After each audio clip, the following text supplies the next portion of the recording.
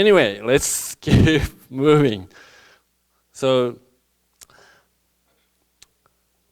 from last slides, from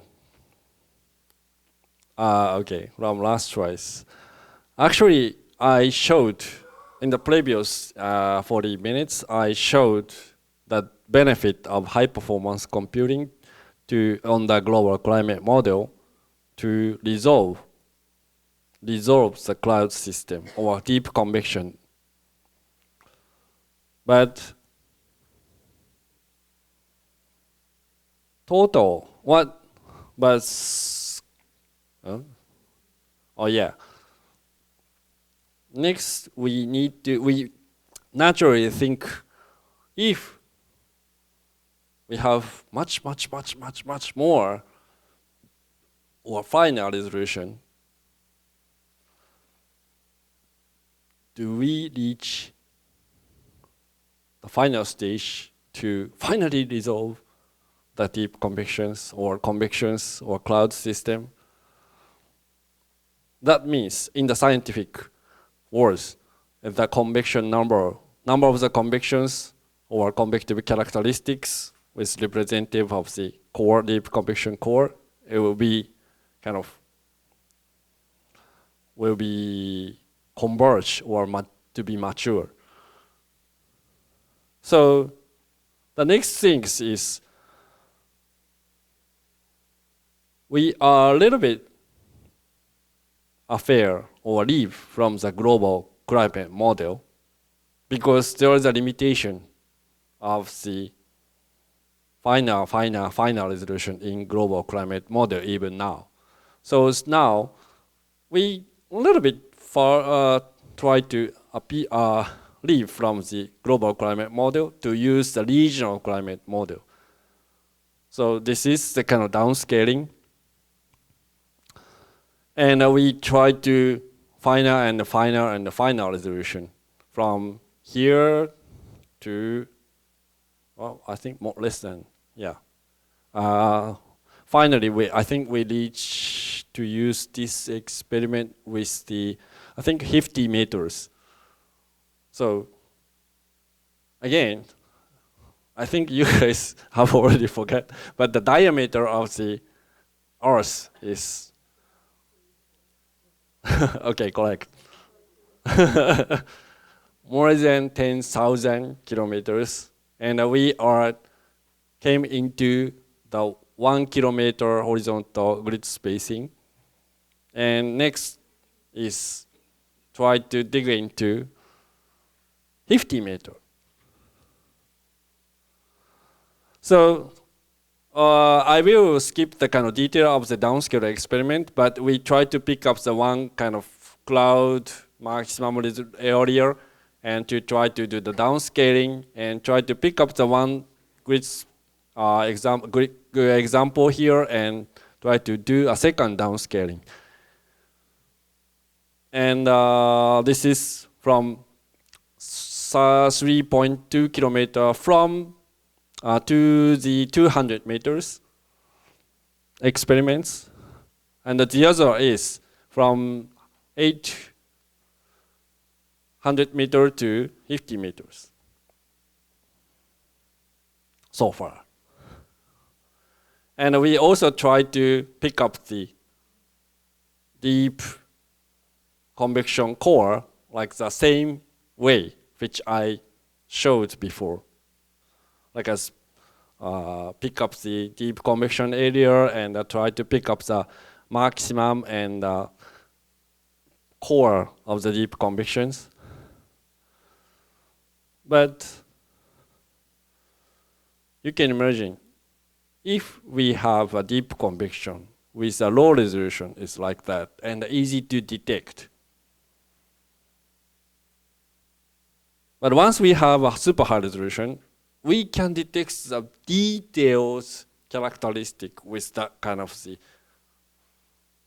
and we can pick up a lot of cores. It is not good. So next time, we will try to make some threshold to detect or to represents the deep convection areas and try to think about the size of the deep convection areas of the convections. So for example, if we use the previous way to pick up the deep convection core, we can pick up the core of like that. But if we try to select or try to pick up the area of the deep convection, and we can also categorize the size of the deep convection areas like that. This is same, but this is the previous way and this is the newer way. And the point is, unfortunately, if we keep using the previous method to pick up the center of the direct core, even 50 meters resolution, the convection number does not converge.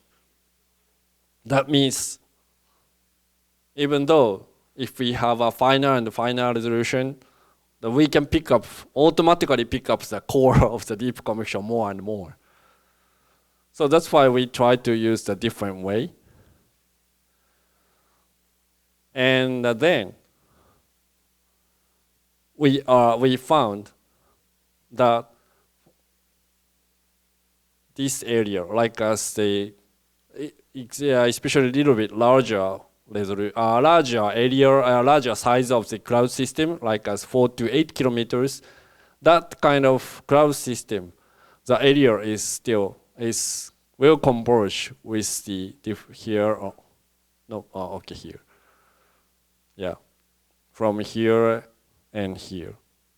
So if we consider and if we, fix the definition of the deep convection area, so like as 200 meters or 100 meters, that kind of cloud system will resolve and the size of the cloud system will converge around here.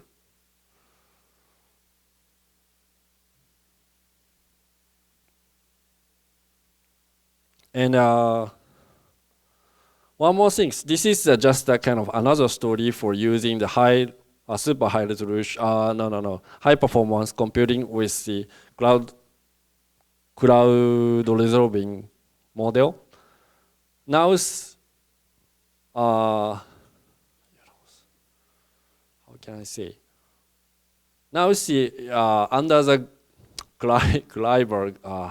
Global Climate Science Project, that kind of WCRP and the CLIBER and the GWEX, that kind of the project is ongoing in the international. But one of the topic of the that kind of the climate science is one of them is the convective detecting, and the other is the phenomenon is self-aggregation. Self-aggregation is if there is a cloud and that will aggregate with under specific some specific condition.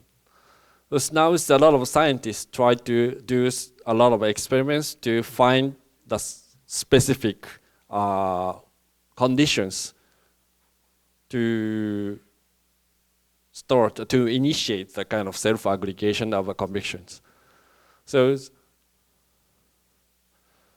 this is kind of exactly depending on the kind of model, horizontal grid spacing, and domain scale. So even if we have a kind of larger grid spacing, we have a kind of scattered convection. But once we have a large domain with a horizontal grid spacing like here, that convection will getting aggregated. So this is just a topic, but you may remember to think about, this is kind of the topics of the current topics of the global climate model. And of course, Of course, this is a kind of the realized, idealized experiments, but what we think about the real global climate model in the next stage, we need to consider about that kind of the cloud aggregation systems. Because, of course, our weather system is always, affected by the cloud system. So that's why from deep convection to cloud system or aggregated cloud system, that kind of simulation is kind of necessary to enhance our climate prediction systems and weather forecast systems too.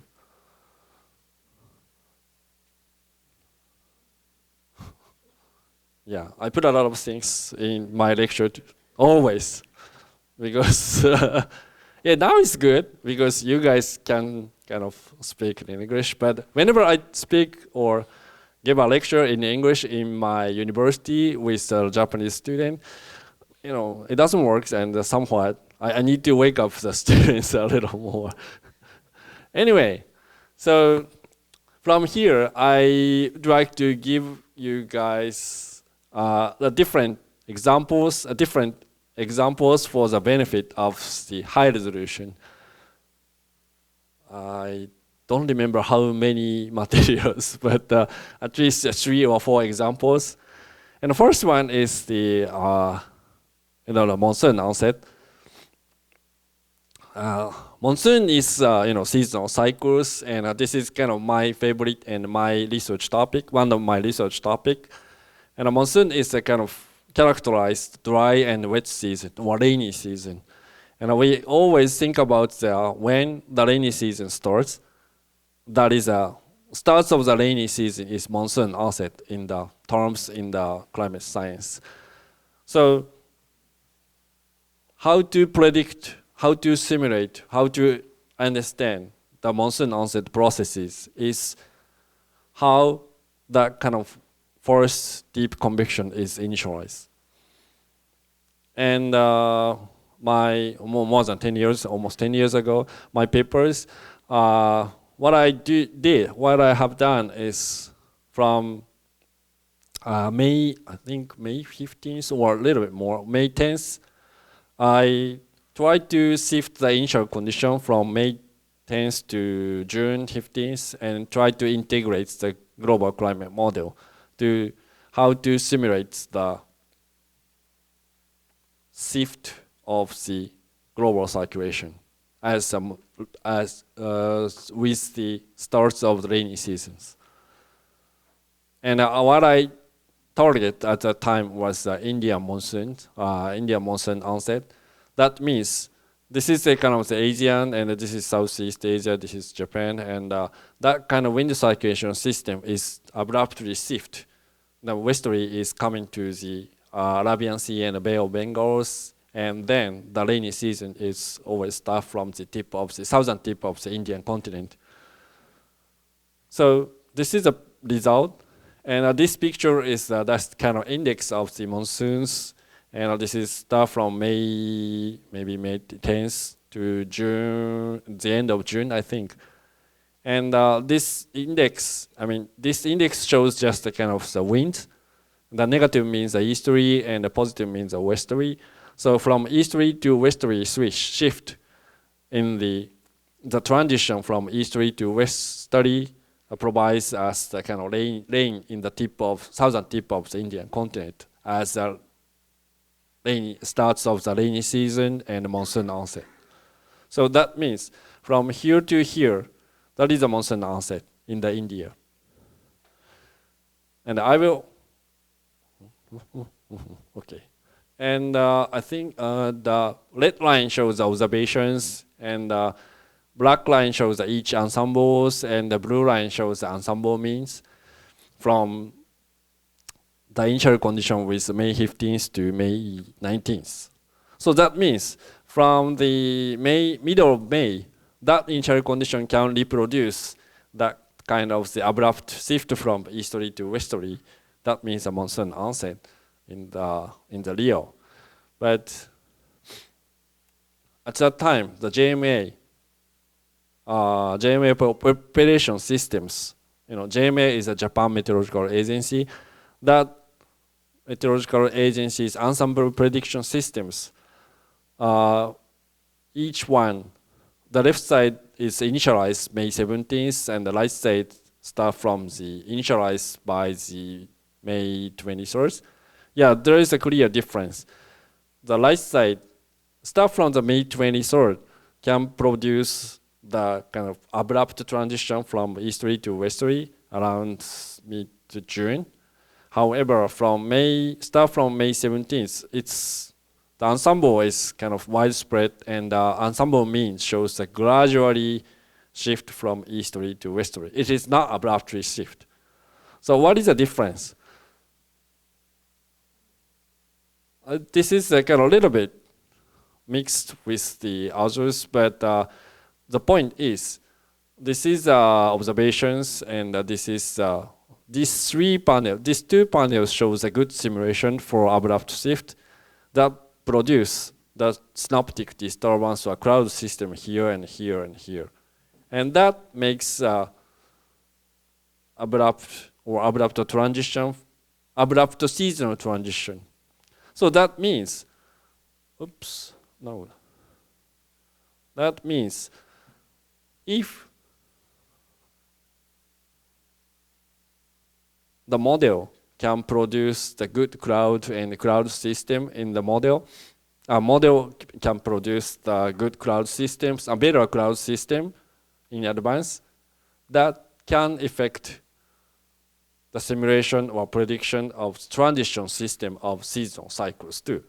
Because the seasonal cycles, sometimes transition of the seasonal cycle can be triggered by the synoptic disturbance. That synoptic disturbance, if that kind of synoptic disturbance can be represented in the global climate model with higher resolution, with deep convections, then that kind of the hierarchy will be, how can I say, seamless, not seamless, but hierarchy can be understood.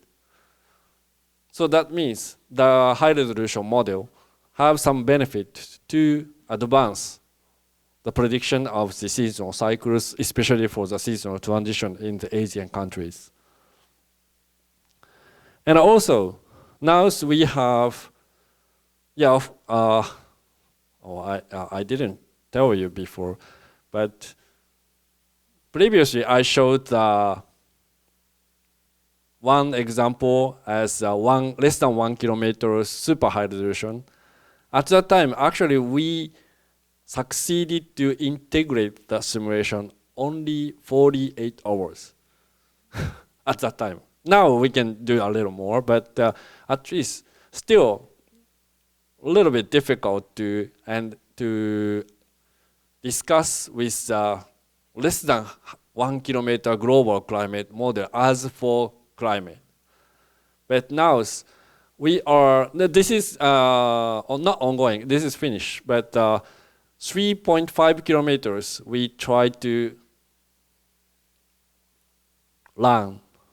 simulate the 3.5 kilometer with 10 years.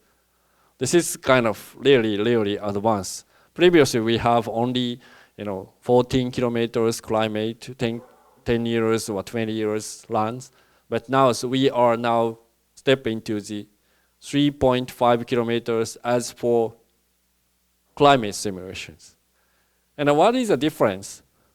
Previously, this is a kind of 14 kilometer resolution with a fixed SSTs. But now we have 3.5 kilometers. And that is a kind of precipitation map from the observation, and this is a simulation. Yeah, of course, there is not exactly match each other, but this is the daily mean precipitations and the frequency. Now we are very close to follow to the observations.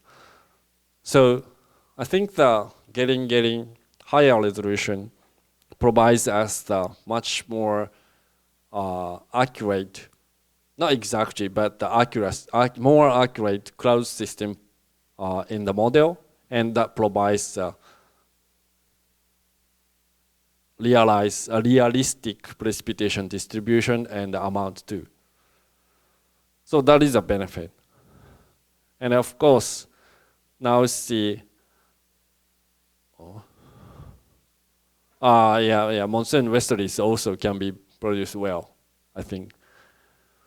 And yeah, but still, of course, this is a kind of over and underestimated in the Western Pacific. That is a kind of one of the key points to struggle to work for us. And maybe last 10 minutes, I will show the side story of the super high resolution and maybe in the future works. Maybe directions.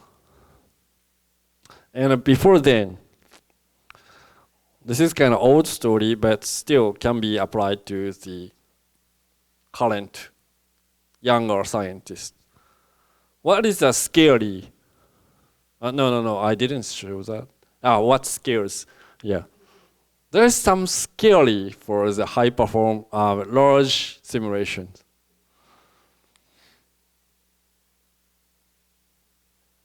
For the first, scary for building the initial data. Whenever we try to do a large number of ensemble simulation or a large scale of the simulation, we need to prepare a large size of the initial condition. Even at that time, that was 10 years ago, we tried to do that one. And I think 5 years before, our collaborators just tried to do that. Initial condition, we need to prepare the 30 terabyte. That is the initial condition, not a product. That's kind of scary. But I think there is a researcher in the R-CCS. We are kind of getting, comfortable with the numbers. We don't much care about the kind of number of 7 terabyte, but initial condition is 7 terabyte. So you can imagine how much the output will be coming. And that is scary too. We need to have a large number of input and output. And that kind of the data transforming from and out with our cloud clusters or even personal computer to the supercomputer, that kind of the transformation is very, very hard. And of course, if we have a large number of the data set of the output, it's really hard to visualize. Yeah, of course, we need to reduce the grid spacing or do some initial analysis in the supercomputers, but still hard to work on visualization. And the last one is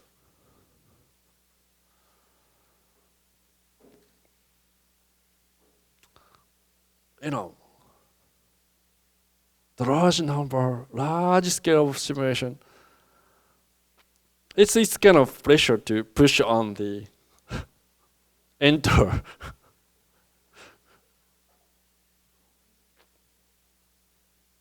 For some missions. But anyhow, so now again, what we are now, from now, I would like to share with you guys for the direction with high performance computing, especially for supercomputer for the global climate model. Not only global, but for the climate model. So for the first, to reduce or to avoid the scary of that kind of area, I/O and visualization, I think we need to do a lot of things on the supercomputer, or do some analyzing with performing, running the models. Yeah, because previously, right after finishing the climate simulation, we tried to download everything to the cloud cluster and start to analyze. Well, it takes a time, and it is kind of still hard. So that's why now we are trying to think about, and we try to do some developing the analyzing system, not on the cloud cluster or your PC, but also in the supercomputers. Otherwise, it is still hard to handle of the whole bunch of the data set. Yeah, because the climate modeling, it's not same as other research field. Global climate model or climate model has a 4-dimensional data set. That means we naturally have large number of the data set output in the model simulation. So that's why we need to think about that to handle the data set in the supercomputer first. And then we try to download the results only. So now the scale is a kind of one of the model libraries.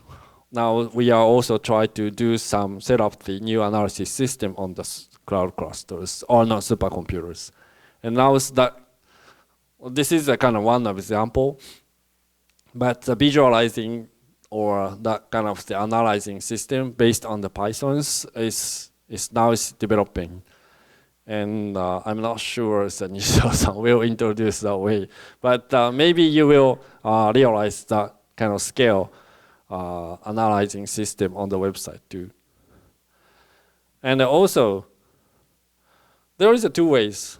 Yeah, of course. This is you may know the WMO and WCRP is now one of the target or new direction. One of the direction of the climate system is now we are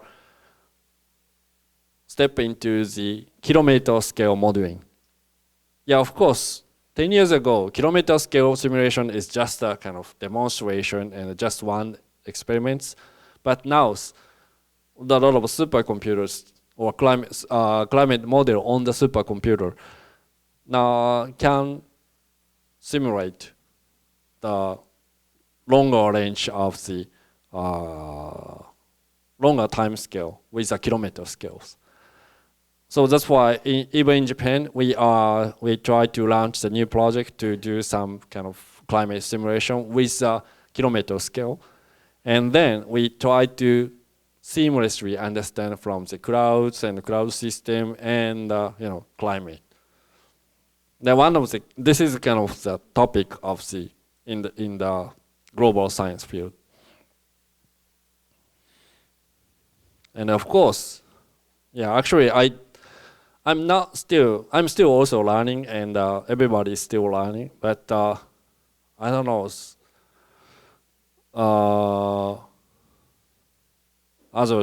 other people introduce or not.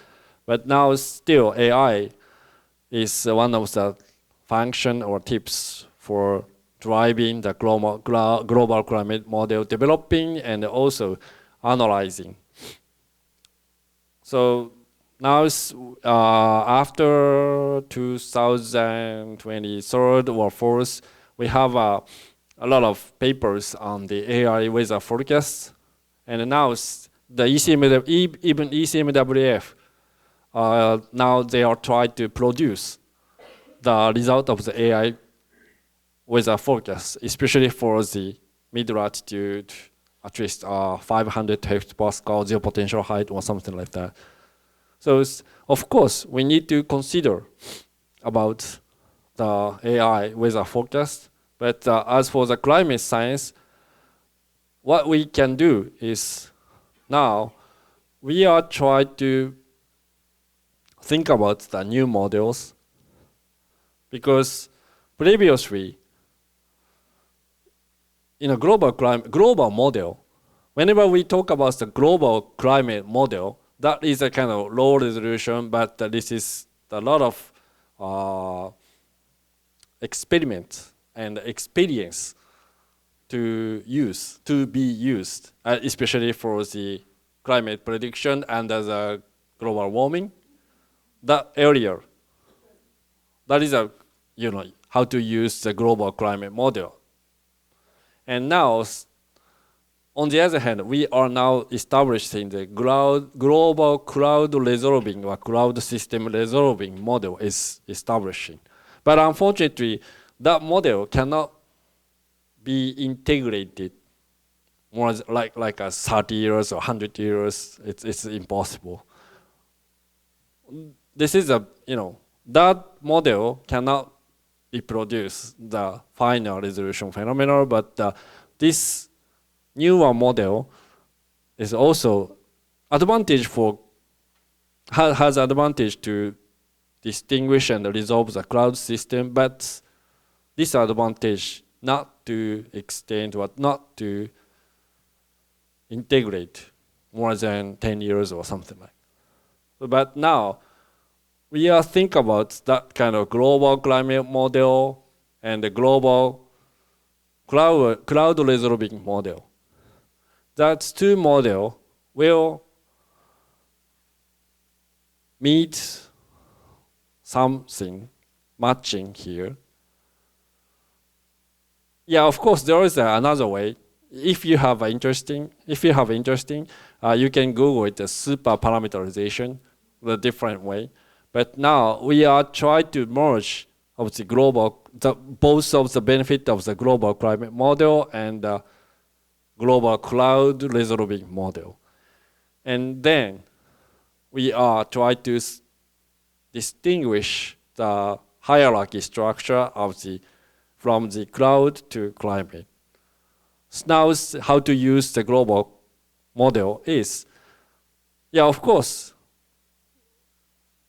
one way is the AI predictions and try to minimize minimum computer usage and try to emphasize the prediction skills, but also now we are kind of fortunate